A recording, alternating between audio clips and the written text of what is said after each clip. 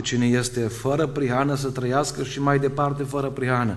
Și cine este sfânt să se sfințească și mai departe. Doamne, eu nu înțeleg un lucru. 1222 de pagini din Biblie, tu spui așa, cine este nedrept să fie drept.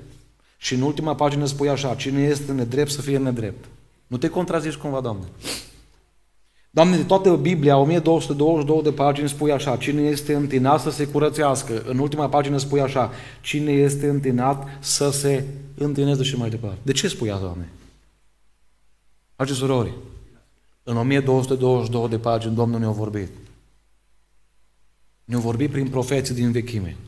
Ne-a vorbit prin Fiul, prin jertfa Lui, prin învierea Lui, prin Pavel, evanghelistul titan al bisericilor. Tu zis, Domnul, ai ajuns la pagina 1223 și încă te uiți la murdării? Încă vorbești urât? O zis, Domnul, fă mai departe asta. Înseamnă că glasul meu nu l-ai ascultat. L-ai pus pe silent. Ai oprit. Ca și la stație, poate. Mai oprit microfon.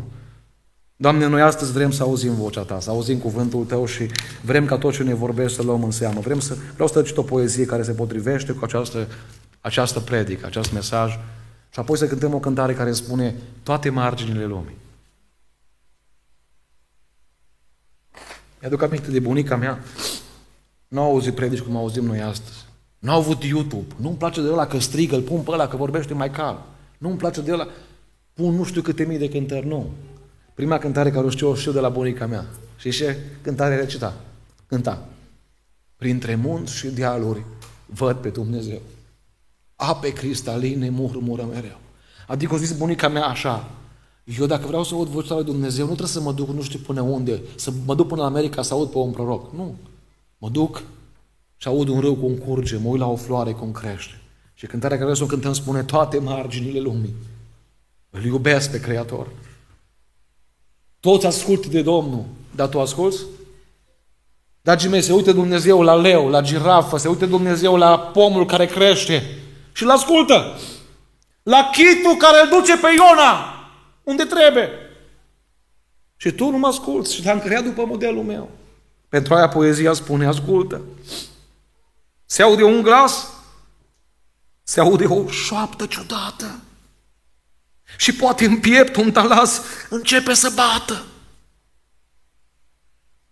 Ascultă, ori nu-l mai cunoști, ci totuși e atât de aproape, în el e un freamă de oși, un murmur de ape, ascultă ce larg simfonii. Și parcă de mult înainte ți era cunoscut, nu-l mai știi, ia adu-ți aminte. Odată când primul păcat ți-a frânt sub întâia povară, atunci ți-a vorbit răspicat, prima oară. Apoi ți amintești, undeva se vorbea de Iisus, de salvare, tu nu ți-ai dat seama. Era a doua chemare. De atunci, din zori când te scoli și noaptea când liniștea crește, prin oameni, prin visuri, prin boli, mereu îți vorbește. Și simți un fior. Dar de grabă păcatul te cheamă, te cere. Ce-a fost? Conștiința întreabă. Nimic. O părere. Nimic? Să te ascunzi cu o minciună? Nimic? E un duc ce se joacă, e un foșne de frunze, o glumă, o vorbă de cloacă? Ascultă, acel ce-ți vorbește prin visuri, prin bolta senină, e glasul ce în veci poruncește să fie lumină. E glasul ce-a scos din cămară și firul de iarbă și pomul și leul și gâza ce zboară și omul. E glasul ce în raiul pierdut, pe urmele șoaptei infame, striga către omul căsut, Adame! E glasul rostind cu amar o sânda ce-a fost să rămână. Țărână, întoarce-te iar din nou în țărână. E tunetul larg pe Sinai, ce aduce din cer printre stele poruncile sfinte, dar vai, ce aspre și grele!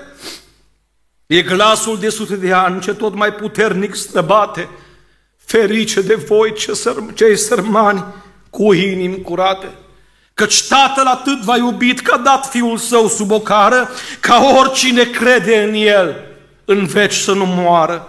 Și toate acestea ce sunt un foșnet zadarnic de toamnă, chemarea Părintelui Sfânt nimic nu înseamnă?